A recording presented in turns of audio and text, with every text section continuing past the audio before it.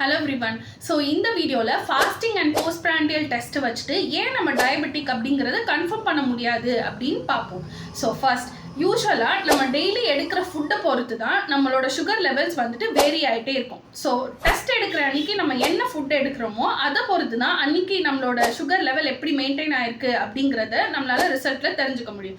So ஒரு நாள் நம்ம வந்துட்டு எடுக்கிற டெஸ்ட்டை வச்சுட்டு அந்த டயபெட்டிக் அப்படிங்கிறத நம்ம கன்ஃபார்ம் பண்ண முடியாது. So WHO and American diabetes association என்ன சொல்கிறாங்க அப்படின்னா, இப்போ நம்ம டயபெட்டிக் அப்படிங்கிறத கன்ஃபார்ம் பண்ணுறதுக்கு HbA1c is one of the test. அதை எடுத்து நம்ம கன்ஃபார்ம் பண்ணிக்கலாம் அப்படின்னு சொல்கிறாங்க.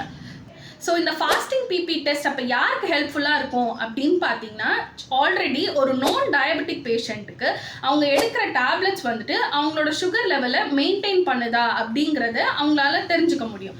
ஸோ இந்த மாதிரி health related and lab related இன்ஃபர்மேஷனை தெரிஞ்சுக்கிறதுக்கு என்னை ஃபாலோ பண்ண மறந்துடாதீங்க. தேங்க்யூ.